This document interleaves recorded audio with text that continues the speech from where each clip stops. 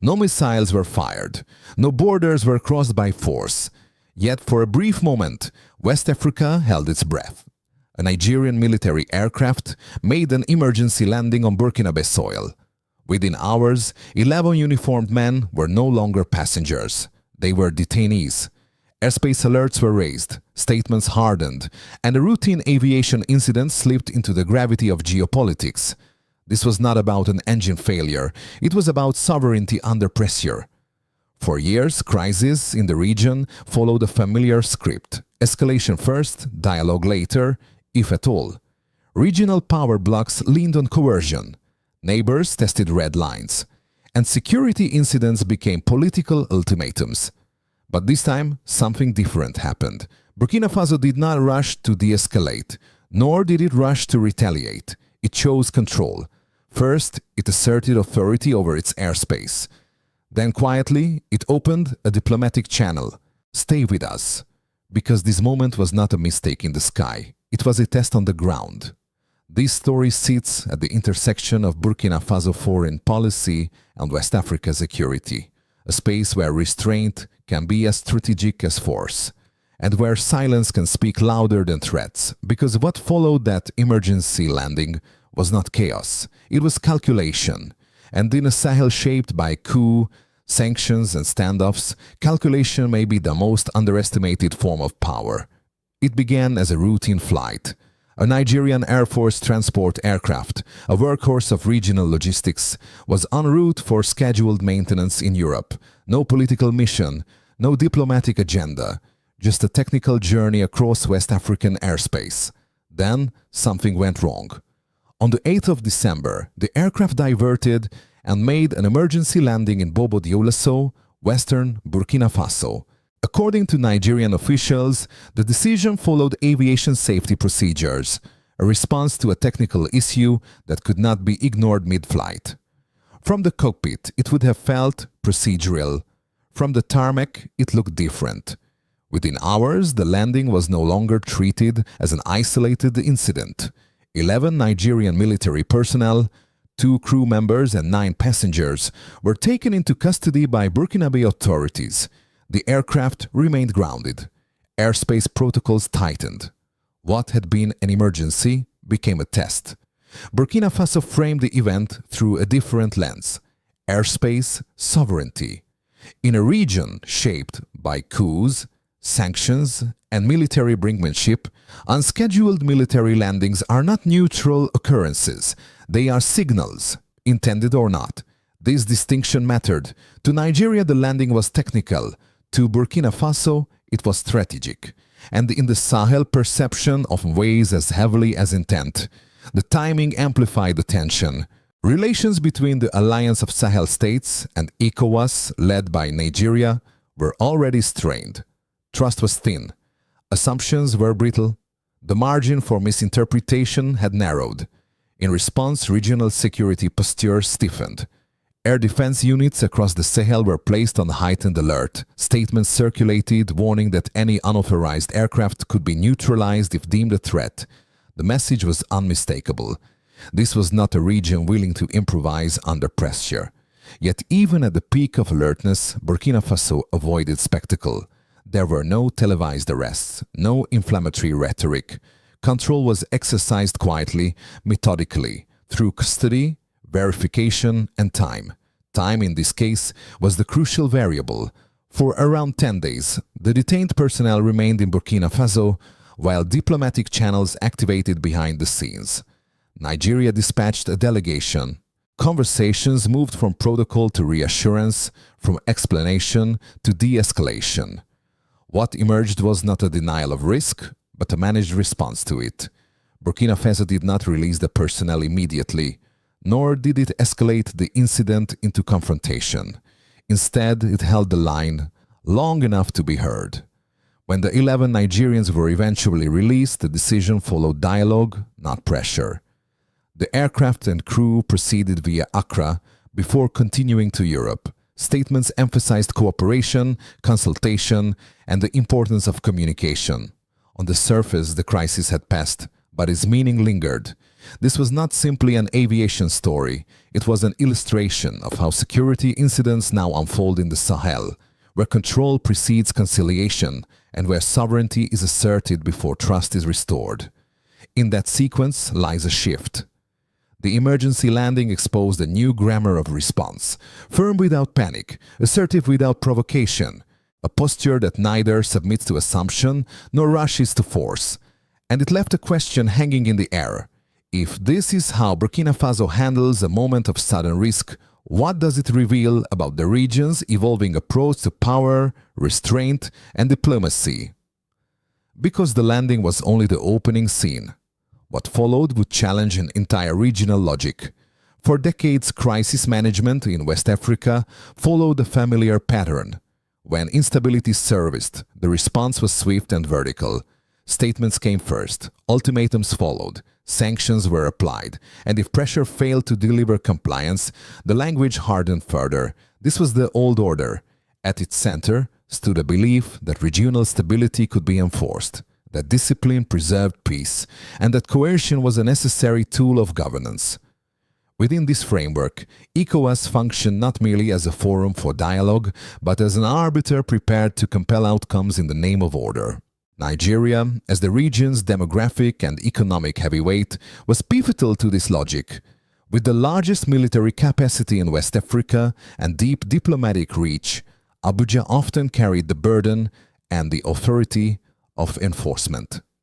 When crises emerged, Nigeria's weight turned resolutions into leverage, and leverage into pressure. For years, this model went largely unchallenged. Coups were met with sanctions. Transitions were monitored through deadlines. Security was framed as compliance. But the Sahel changed faster than the institutions designed to manage it. As military takeovers reshaped Burkina Faso, Mali, and Niger, the old mechanisms began to strain. Sanctions deepened hardship without restoring trust. Threats of intervention amplified suspicion rather than stability, and regional unity fractured under the weight of divergent realities. In response, the Sahelian states did not seek accommodation within the existing framework. They walked away. The formation of a new alliance among Sahelian governments was not merely a political gesture. It was a rejection of the assumption that order must be imposed from above. In its place emerged a counter-logic: sovereignty first, coordination second. This shift mattered when the Nigerian aircraft touched down. Under the old order, such an incident might have been resolved quietly through established channels, framed as technical, absorbed into routine cooperation. But trust was no longer automatic, and context had become decisive. From Ouagadougou's perspective, the incident did not occur in a vacuum. It unfolded against a backdrop of sanctions, confrontations, and a recent history in which regional mechanisms had been perceived as instruments of pressure rather than partnership. In that environment, ambiguity became risk. An unscheduled military landing, however benign its intent, intersected with unresolved tensions. And the reflex of the old system was familiar: clarify later, control now. Yet this was where the inherited logic met resistance. Burkina Faso did not default to escalation. It did not call for emergency summits or issue public ultimatums. Instead, it paused the process, detained the personnel, grounded the aircraft, and asserted jurisdiction. This was not defiance for its own sake, it was a recalibration. Where the old order equated stability with immediate compliance, the new posture prioritized agency. Where coercion once led, verification now preceded engagement. Authority was exercised locally before being negotiated regionally. This distinction marked a turning point. ECOWAS had long relied on pressure to maintain cohesion, but pressure requires legitimacy to be effective, and legitimacy erodes when outcomes are enforced without consent. By holding firm and then choosing dialogue on its own terms, Burkina Faso exposed a fault line in the regional system, the diminishing effectiveness of coercion in a landscape shaped by distrust. This did not mean the old order collapsed overnight, but it did mean its assumptions were no longer uncontested. Stability enforced without dignity had reached its limits. Security imposed without agency had lost its resonance. And in that space, a different approach began to surface. one that did not abandon cooperation but refused to accept it under duress. The emergency landing thus became more than an isolated event. It became a mirror, reflecting a region caught between inherited mechanisms and emerging realities. And it set the stage for a decisive question. If coercion no longer guarantees order, what replaces it? Because what followed next was not confrontation. It was something far more revealing. The turning point did not arrive with an announcement. It arrived with restraint. After the emergency landing, Burkina Faso made a choice that ran against the region's muscle memory. It did not rush to defuse the situation publicly. It did not retreat behind explanations offered elsewhere. Instead, it asserted control, calmly, deliberately, and then waited. First came custody, then verification, then time. This sequence mattered. In many crises, time is treated as a threat, something to be shortened before pressure builds. Here, time became a tool. By holding the Nigerian personnel and grounding the aircraft, Burkina Faso established jurisdiction without theatrics. The message was simple. Sovereignty would be exercised before it was negotiated. And then once that line was drawn, the tone changed. Diplomacy moved quietly. Channels opened without headlines. A Nigerian delegation arrived. Conversations shifted from posture to process, from assertion to assurance. What had begun as a security incident was reframed as a diplomatic problem, but only after control had been secured. This was the shift. Not escalation followed by apology, not apology followed by escalation. Control first, de-escalation second. For observers accustomed to reactive diplomacy, the approach looked unconventional, yet it reflected a maturing logic in Sahelian statecraft, one that separates firmness from fury and authority from impulse. The release of the 11 Nigerian personnel after roughly 10 days was not portrayed as a concession. It was presented as a consequence of dialogue, a resolution reached through engagement, not pressure. The aircraft and crew continued their journey via Accra, with the immediate crisis closed. But the method lingered. Burkina Faso had demonstrated that it could hold a security line without collapsing into confrontation. It could absorb ambiguity without surrendering agency. And it could pivot to diplomacy without appearing coerced. This recalibration sits at the heart of Burkina Faso foreign policy as it has evolved under pressure. The objective is not isolation, nor is it provocation. It is leverage without theatrics. By asserting control first, Ouagadougou altered the balance of the conversation. Diplomatic engagement began on terms it had set, not those imposed by urgency or external expectation. In doing so, it reduced the risk of miscalculation while preserving dignity. The contrast with the old order was stark, where crises once triggered immediate escalation through statements and sanctions. This approach slowed the tempo. It recognized that speed often amplifies misunderstanding, especially in a region where security anxieties are high and trust is thin. Critics warned that such restraint could be misread as weakness. Supporters argued the opposite, that measured control signals confidence, not caution. That a state secure in its authority does not need spectacle to be heard. The outcome lent weight to the latter view.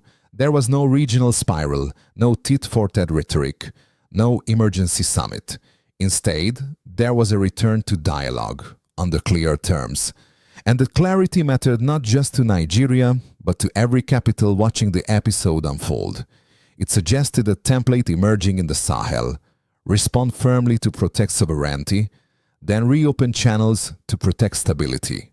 Not a rejection of diplomacy, a resequencing of it.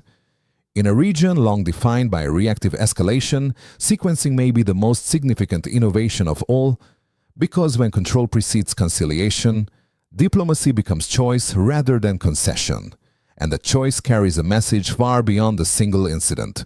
Authority can be exercised without anger, and restraint can be a form of strength. The question now was how far that message would travel, and who would read it as intended. Because the signal was never meant for one country alone. Once the immediate crisis subsided, the wider meaning of the episode came into focus.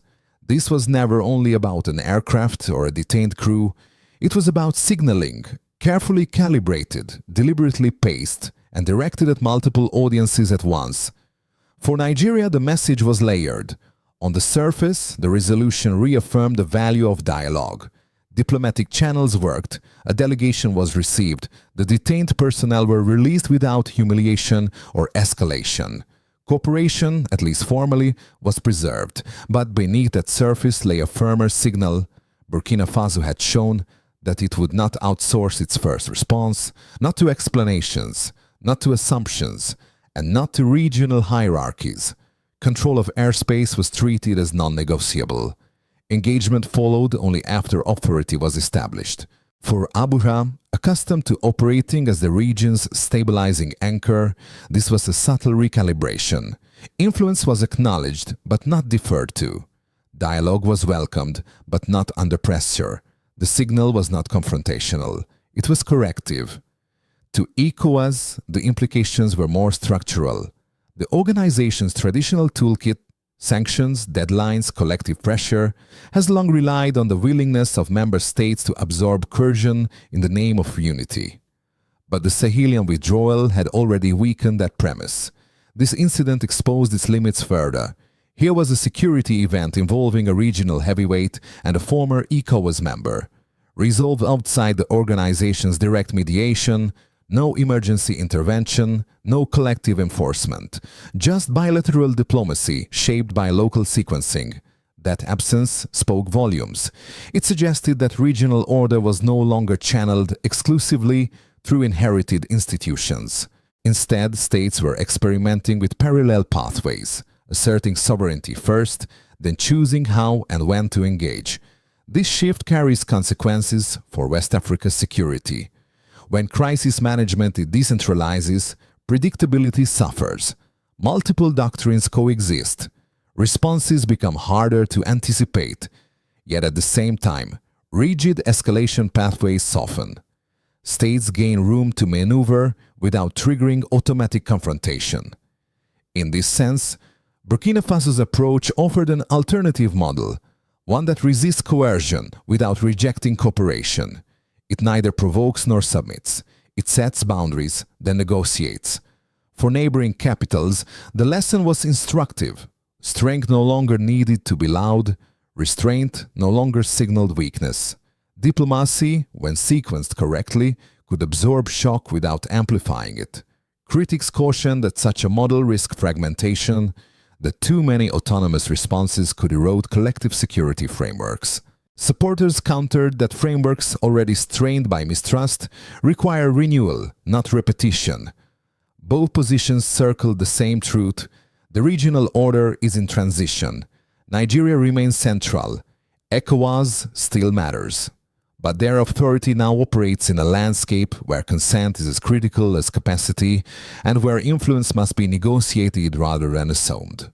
The emergency landing did not rewrite that order overnight, but it did redraw its contours. And in doing so, it revealed the Sahel increasingly willing to engage the region on its own terms, firm, deliberate, and unhurried.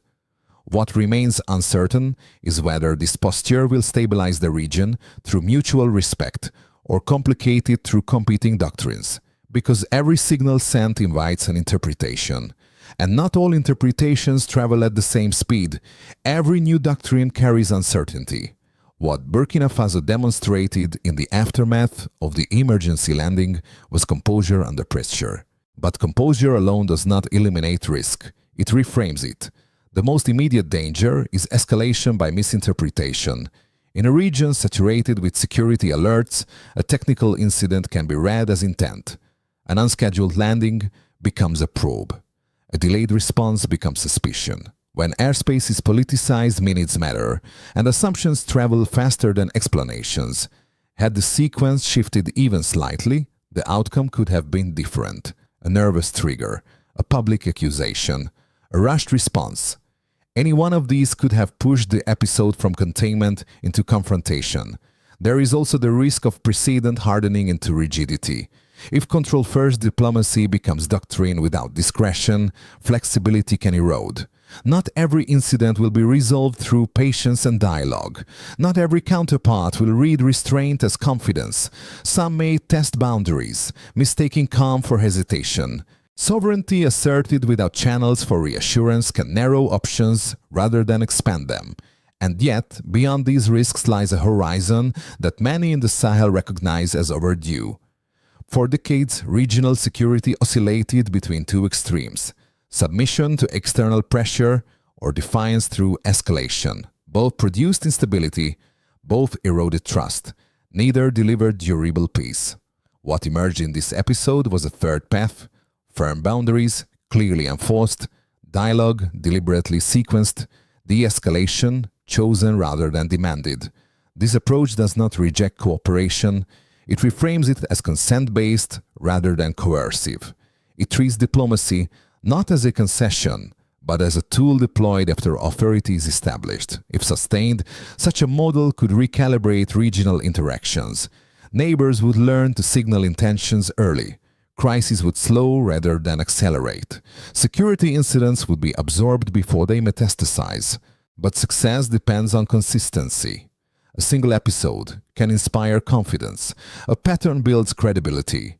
If the Sahelian states apply this logic unevenly or abandon restraint when pressure mounts, the experiment will falter. The horizon then is neither guaranteed stability nor inevitable conflict. It is choice.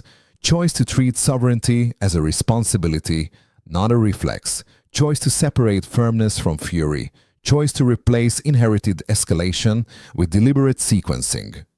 In a region where history often moved too fast for reflection, slowing down may be the most radical act of all. The emergency landing did not redraw borders. It did not rewrite treaties, but it revealed a mindset, one that sees security not as a trigger for force, but as a test of judgment. Whether this becomes a defining feature of Sahelian diplomacy remains to be seen. But one thing is clear: the future of the region will not be shaped only by who has power. It will be shaped by who knows when and how to use it. The emergency landing began as a technical disruption. It ended as a strategic lesson. What Burkina Faso demonstrated was not bravado nor retreat. It was judgment. In a region long accustomed to reacting first and explaining later, the sequence was reversed. Authority established. Then dialogue opened. This matters because in moments of crisis, states reveal their doctrine. Some escalate to be seen, others de-escalate to survive. Burkina Faso chose a third option: control without provocation, diplomacy without submission. That choice speaks directly to the evolution of Burkina Faso foreign policy, one that refuses inherited scripts and instead writes its own tempo. Not by abandoning cooperation, but by reordering it. Not by rejecting neighbors, but by insisting on consent before coordination. The outcome was telling: no spiral of retaliation, no emergency summits, no loss of a face.